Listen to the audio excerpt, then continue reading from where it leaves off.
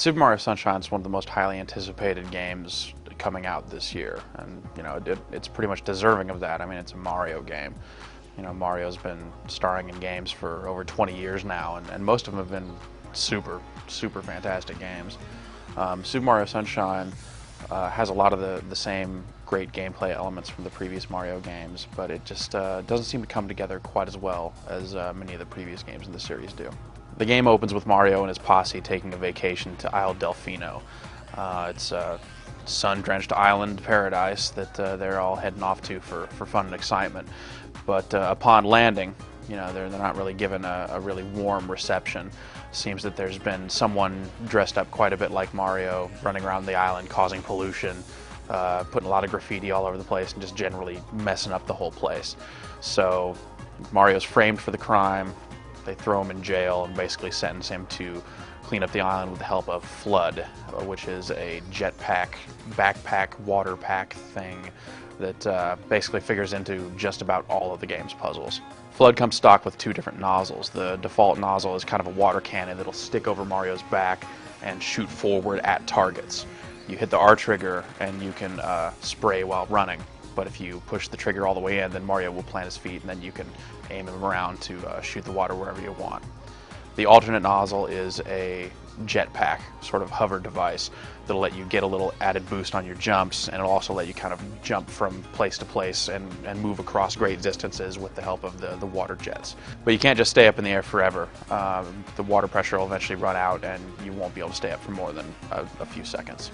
Along the way, you'll eventually uncover two more nozzles for the water device. Both of them replace the hover functionality.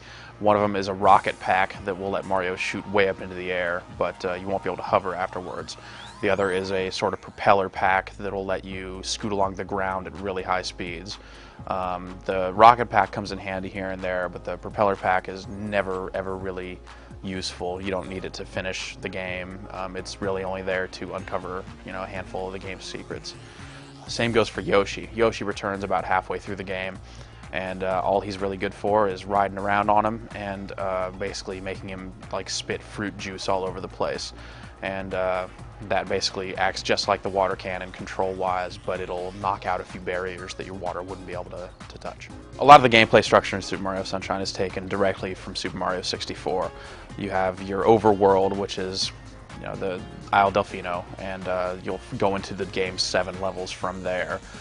Each one of the levels has a handful of different goals that you'll go into. You'll start out, you'll see kind of a menu. You'll be able to select one of the goals up to the one you've most recently completed, and be able to go into the level and see it in basically 8 different ways. There are 8 episodes per level. Each episode has a different objective, be it collecting red coins or trying to get to a certain part of the level for a boss fight, racing someone to the top of a mountain. And upon accomplishing any one of these goals, you're given a shine, which is a little sun icon that is basically the equivalent of Super Mario 64's stars. There are 120 shines in the game, but you only need to collect around 50 or so to complete the game. A lot of the level goals in the game are pretty fun, but a lot of them are really just kind of frustrating. And you find yourself saying, more than once throughout the game, geez, thank God I'll never ever have to do this goal again. It's not that any of the goals are particularly hard. The game is pretty good about just kind of really laying it out and being really straightforward about what you need to do to get that shine. It's just that the game's technical problems pop up here and there and really kind of make things harder than they have to be. Each level in the game has at least one obstacle course goal. This will basically entail you finding a cave or some other hole in the level, and when you get into that, the little Mario clone dude will steal your water pack in an FMV that is repeated way too often throughout the game, and you'll be dumped into this kind of floating block level with a shine at the end of it, and you'll kind of have to figure out how to navigate through all these crazy blocks to get to the end. You'll have blocks that are turning. You'll have to run and stay on top of them as they're turning around all over the place. Lots of spinning and moving blocks that you'll have to navigate to get to the end. It's kind of a neat idea, but they get kind of old really fast. They don't look particularly good, and it feels kind of forced. From an artistic standpoint, Super Mario Sunshine is a really nice looking game.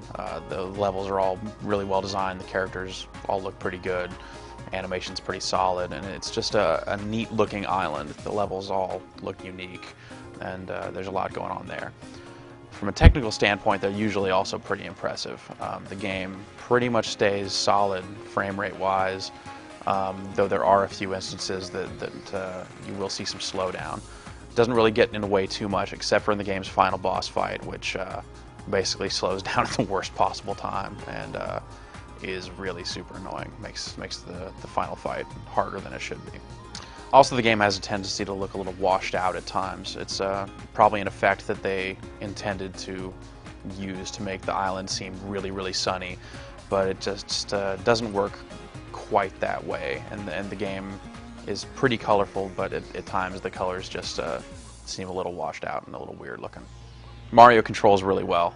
The controls basically haven't changed too much from Super Mario 64, except that you of course now have the water pack and the moves that entails. Mario also can't punch anymore, so you're left with jumping on top of enemies or using the water to dispose of foes. But for as well as Mario controls, you also have to spend a lot of time controlling the camera, and this is where actually a lot of the game's difficulty comes from, is kind of keeping the camera in check while doing what you need to do, and that can be pretty frustrating. The camera is really slow when it comes to auto-correcting and getting behind Mario whenever you're moving around. While it does give you full control of the camera using the C stick, there are some instances where it simply won't stay where you put it. You'll want to see a specific angle, but the minute you start moving and you let go of that C stick, it'll just whip right back around. The final boss fight suffers from that, and there's a Ferris wheel level that's in pretty tight quarters that really won't let you ever get a good view of the action. Sometimes the camera will also just kind of have you staring at a wall and you can't even see Mario. In these spots, you'll kind of see Mario's silhouette through things, and if there are coins or enemies, then they'll be replaced by little silhouetted question marks. But you can't jump from platform to platform when you can't see any of the platforms at all, and there are a few too many instances where you can't really get a good view of the action to really be acceptable. It's really unfortunate.